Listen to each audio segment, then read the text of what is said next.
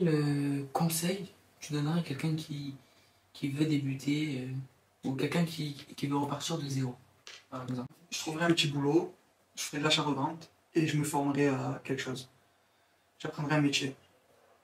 Première chose, je me trouverai un petit job, peu importe, McDo, Uber Eats ou peu importe. Idéalement en CDI. Uber Eats, t'as pas le CDI, c'est ça qui est dommage. T'as la liberté mais t'as pas le CDI. Idéal le CDI, pourquoi?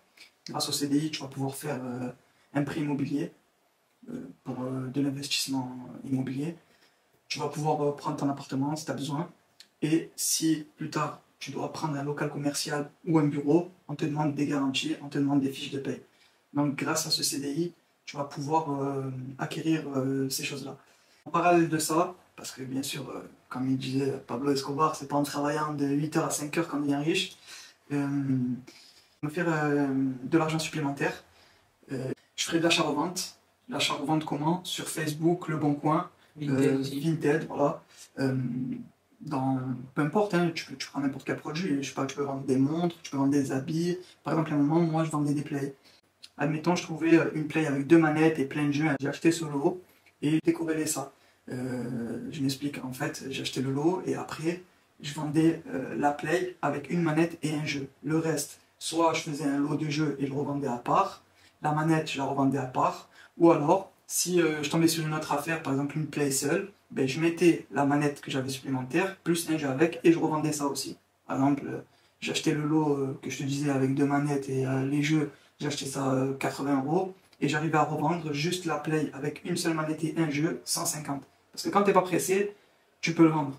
Mais quand t'es pressé, les gens quand ils sont pressés, ils vont dans l'urgence, donc ils vendent à bas prix.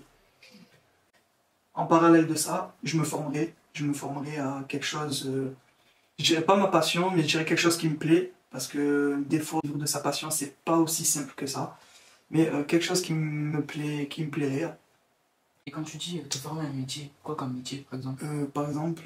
Je sais pas, peu importe, tu peux te former en plomberie, tu peux te former en monteur vidéo, tu peux être photographe, peu importe, parce qu'en fait, il n'y a pas tout métier et avec n'importe quel métier, tu peux construire un empire.